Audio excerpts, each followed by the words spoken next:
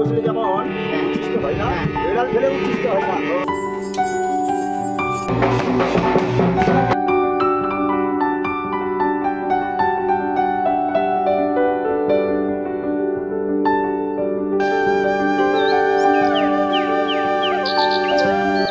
নমস্কার বন্ধুরা, কেমন আছো তোমরা সবাই? আশা করছি সবাই ভালো আছো, সুস্থ আছো, আর আমরাও ভালো আছি। আমার আরও একটা নতুন ব্লগে তোমাদের সবাইকে স্বাগত জানাচ্ছি। তোমরা দেখছো Sangeeta kitchen with happy family. তো গতকালকে যেখানে ব্লগটা শেষ করেছিলাম তারপর থেকে শুরু করলাম। তো সবাইকে প্রসাদ দেওয়ার পরে তারপর চলে এলাম রান্না করতে। আর এই আনাজগুলো কিন্তু আমরা পুষ্পাঞ্জলি দেওয়ার আগেই করে রেখেছিলাম, না হলে দেরি হয়ে যেত। তো তার জন্যই কিন্তু করে রেখেছিলাম। আর তোমাদের দাদা ভাই বারবার করে বলেছিল আমাকে রান্নাটা আগে বসাতে, তোমাকে প্রসাদ দিতে যেতে হবে না, কারণ দেরি হয়ে যাবে। কিন্তু আমি কথাটা শুনিনি। তার কারণ হচ্ছে একা তো আর এতজনের রান্নাটা করা সম্ভব হয় না একার পক্ষে। তো কেউ যদি আসে হেল্প করে তো তখন কিন্তু একটু সুবিধে হয়। তো তার জন্য একটু রান্নাটা দেরি করে বসিয়েছি বলে তোমাদের দাদাভাই কিন্তু একেবারে রেগে গরম হয়ে গেছে। তো যাই হোক, তারপর এখানে রান্নাটা বসিয়েছিলাম। আর এখানে রান্নাতে কিন্তু বড়দির বৌমা এবং মেজদি দুজন মিলে হেল্প করেছে আমাকে। ওরা কিছু সবজি ভাজতে ভাজতে আমি কিন্তু পনিরের জন্য চারমগজ, আদা, তারপর বাদাম এইসব বেটেও এনেছি মিক্সিতে। তো যাই হোক, এখন চচ্চড়িটা রান্না করছি। সব ভাজাভাজি কিন্তু আগে কমপ্লিট করা হয়ে গেছে, এখন চচ্চড়িটা হচ্ছে। আর এতজন থাকতে থাকতে আমাকেই কেন রান্নাটা করতে হচ্ছে? আমি তো হচ্ছি সব থেকে ছোট বউ। তো তার কারণ হচ্ছে তোমাদের দাদা ভাই এবং বড়দির ছেলে সবারই বায়না আমাকেই রান্না করতে হবে, কারণ পনির তরকারিটা সেভাবে বাড়িতে কেউ জানে না রান্না করতে। তো তার জন্য বললো যে তুমি যখন পনির তরকারিটাও করবে সব রান্নাগুলো তুমিও করো। তো তার জন্যই কিন্তু রান্না করতে বসে গেছি। আর এখানে 50 জনের রান্না হচ্ছে। প্রথমের দিকে আইটেমটা একটু কম ছিল, কিন্তু পরের দিকে বললো যে না, যেটা আছে সেটাই করো। তো যাই হোক, এখন রান্না করছি পনির। ভয়ে ভয়ে রান্না করছি 50 জনের, কেমন হবে জানি না, তবুও কিন্তু মনের জোর নিয়ে রান্নাটা করে যাচ্ছি। তো যাই হোক, কেমন হবে জানি না। আর এখন যে পনিরের মধ্যে দুধটা দেওয়া হলো ওটা কিন্তু বড়দির বৌমাই দিল। ওকে বলে দিয়েছিলাম কতটা পরিমাণ দুধ লাগবে, সে কিন্তু গরম জলে মিশিয়ে দিয়ে দিল।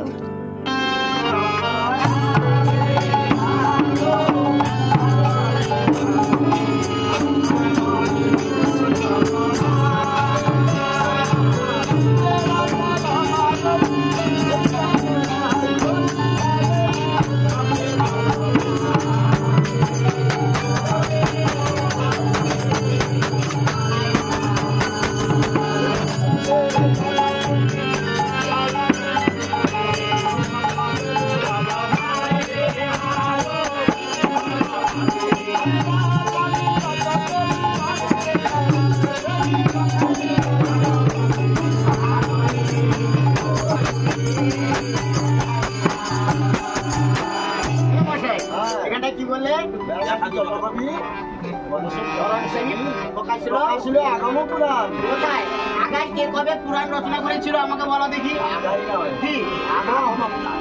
আগম নিগম গমাগম ভুল ভবিষ্যৎ বর্তমান কারে বলে একটু বুঝিয়ে দাও। আগম কারে বলে জানো? কারে বলে?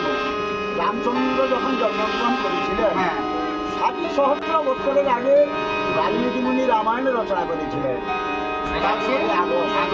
নিগম রাবণ রাজা স্বর্গকে সিঁড়ি বাঁধবে, লবণ সমুদ্রকে ক্ষীর সমুদ্র করবে। তার মনের বাসনা ছিল আর নয় কাল, তার নয় কাল, এই ওটা হচ্ছে নিগম। আর গমাগম যা হচ্ছে বর্তমান বিপরীত কথা বলছে। আমার বোঝার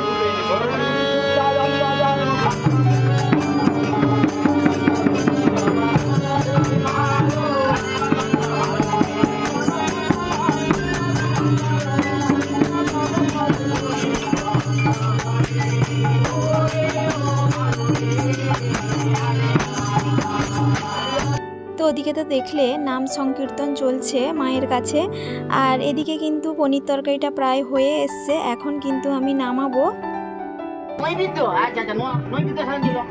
ব্রাহ্মণ ঠাকুর কত বর্ণের বলো তো তোমার? ব্রাহ্মণ ঠাকুর আমার কিন্তু 4 গুণ বাড়াবাড়ি, 4.5 গুণ। হ্যাঁ, আমার 22 মানে 22 আমার।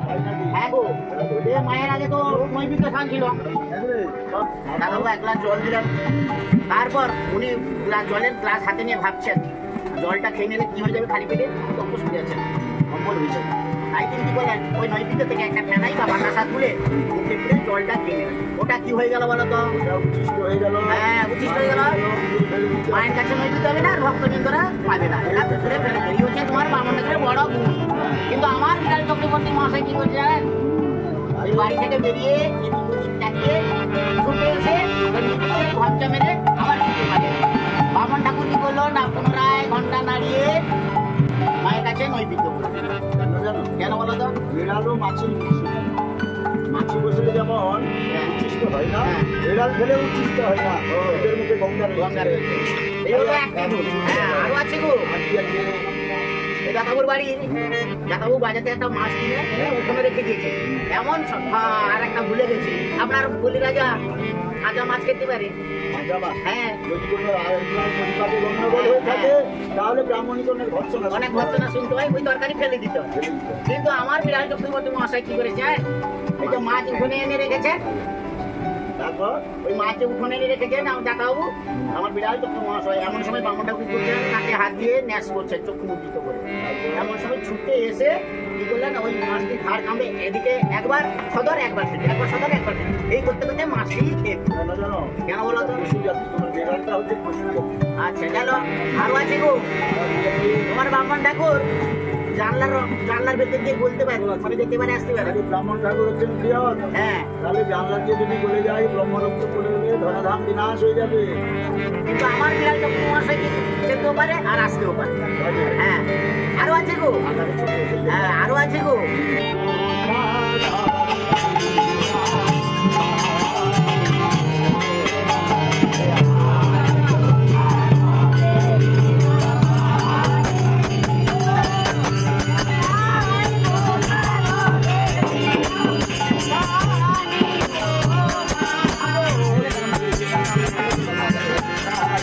তো আজকে যে নাম সংকীর্তনটা হচ্ছে এইভাবে কিন্তু আমাদের বাড়িতে আগে কোনো দিন হয়নি। এমনি নাম সংকীর্তন হতো, কিন্তু আজকে একটু গল্পের মাধ্যমে সব কিছু বুঝিয়ে দিচ্ছেন, বেশ ভালো লাগছে। আর এই ভিডিও ক্যামেরাটা আমার তেজদির মেয়ে করেছিল, যদি কোনো সমস্যা হয়ে থাকে একটু অ্যাডজাস্ট করে নিও, কারণ ও কোনো দিন ভিডিও তৈরি করেনি।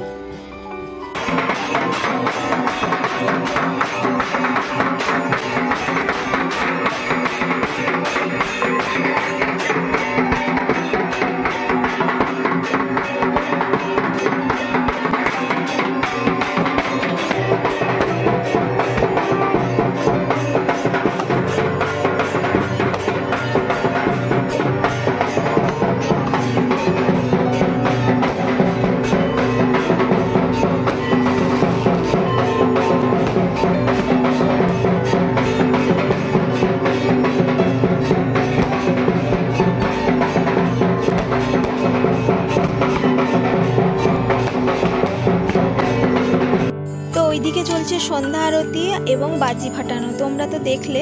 আর একটু অ্যাডজাস্ট করে নিও, কারণ ভিডিও ক্যামেরাটা আমার শেষ দিয়ে মেয়ে করেছে।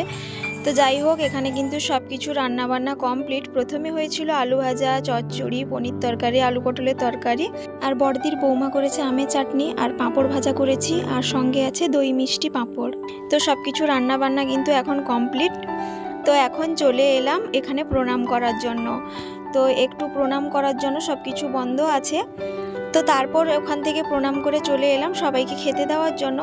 আলাদা করে সব বাটিতে বেড়ে নিয়েছিলাম। তো সবাই এখন খেতে বসে গেছে, সবাই নয় কিছুজন খেতে বসে গেছে, আবার খেতে বসবে ও সবাই। আর খেতে বসে সবাই কিন্তু বলেছিল যে রান্নাটা ভালো হয়েছে। স্পেশালি তোমাদের দাদা ভাই প্রশংসা করেছিল যে সব তরকারিগুলো ভালো হয়েছে। যাই হোক, সবাই খেয়ে তৃপ্তি পেয়েছে, সেটাই সব থেকে বড় কথা। তো বন্ধুরা, আজকের আমার এই ব্লগটা কেমন লাগলো অবশ্যই কমেন্ট করে জানাবে। যদি ভালো লাগে একটা লাইক দিতে ভুলো না। আর যারা এখনো সাবস্ক্রাইব করোনি, প্লিজ একটা সাবস্ক্রাইব করার অনুরোধ রইল। আর সবাই ভালো থাকবে, সুস্থ থাকবে, আবারও দেখা হবে।